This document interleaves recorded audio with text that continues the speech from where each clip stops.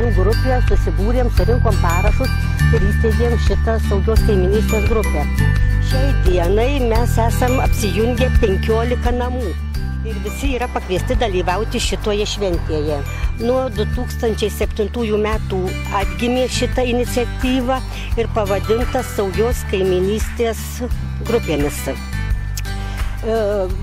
Pagrindinis tikslas tai yra, kad kaimynai susirinktų, susipažintų, pradėtų artimiau bendradarbiauti ir tuo pačiu kurtų saugią aplinką.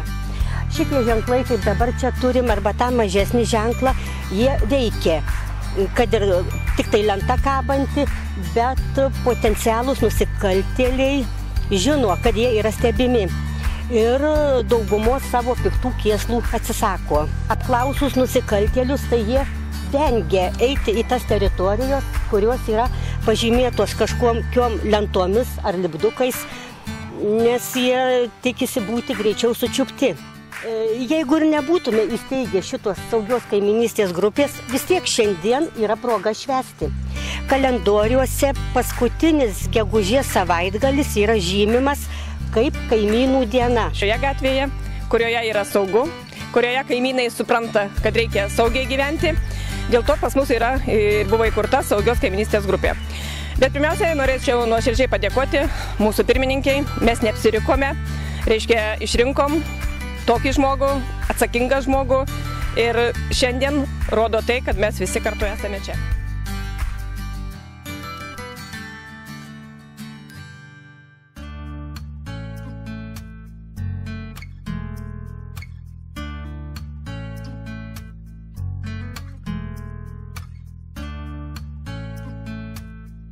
Kas gyvenime yra svarbiau ir brangiau už gerą kaimyną? Turbūt nieko. Ar džiaugsmo atveju, ar nelaimės atveju, pirmiausia visada eini, kreipiesi į kaimyną ir geras kaimynas nelaukia, kol pakviesi, jis visada ateis, padės, užjaus, paguos. Tai labai džiugu, kad jūs susibūrėte į šią grupę saugios kaiminystės.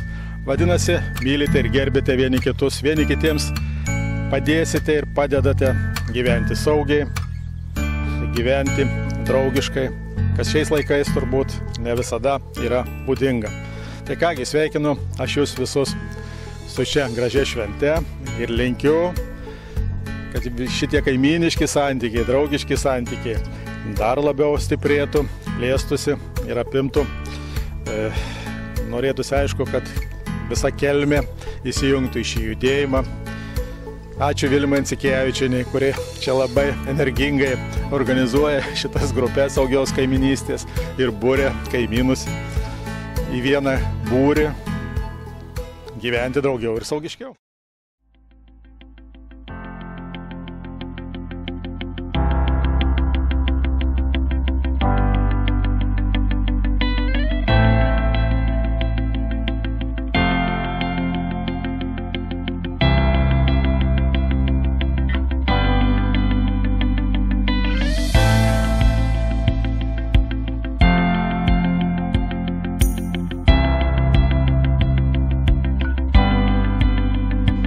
Paminėjimas aktyviausių saugios kaiminystės bendruomenių iš tikrųjų yra labai svarbus dėl to, kad žmonės supranta, kad eina gerų kelių ir kad tas saugumas labai svarbus.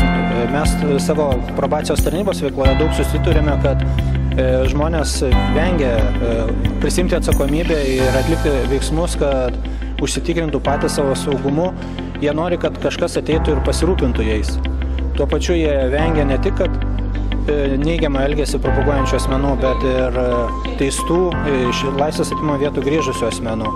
Todėl tas bendradarbiavimas tarp policijos, probacijos ir bendruomenės yra labai svarbus užtikrinant saugumą.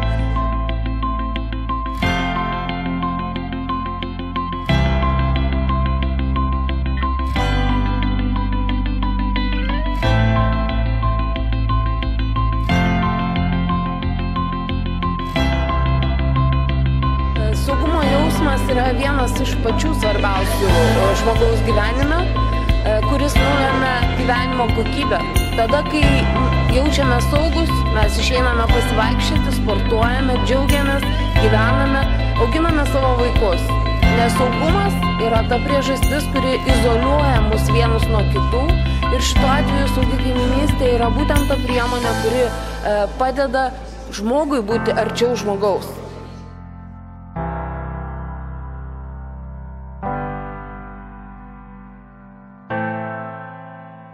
Niekas pasaulyje dar neišrado geresnės prevencinės priemonės negu saugios kaimynystės iniciatyva. Policijos pareigūnai visuomet yra pasirengę ateiti jums į pagalbą, atlikti analizės vertinimą, suteikti ekspertinės konsultacijas. Ir jūs visus tikrai kviečiu jungtis prie saugios kaimynystės iniciatyvos, tapti policijos rėmėjais ir kartu ir su policija ir su savivalda patiems įgyvendinti priemonės, kurios tiesiog absoliučiai gali padėti apsisaugoti nuo vagių ir nuo visų kitų nusikaltimų.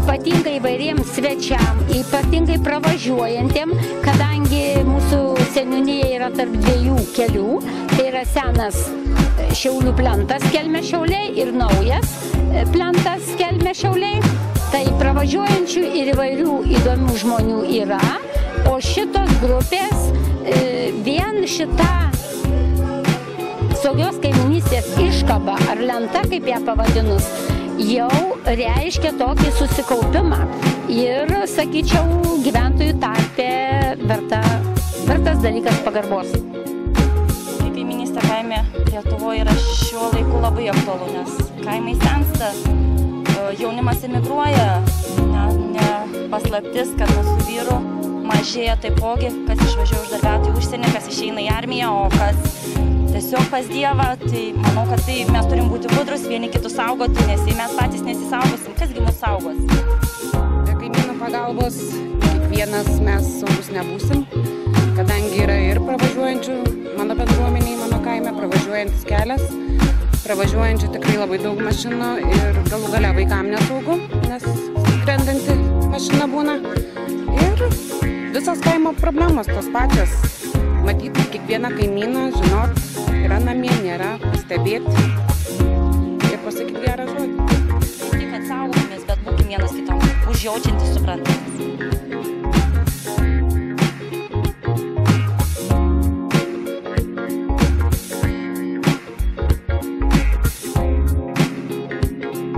Saugi kaimynystė tai žmonių bendravimas ir niekas kitas neapsaugo žmogaus, jeigu nesisaugos pats žmogus.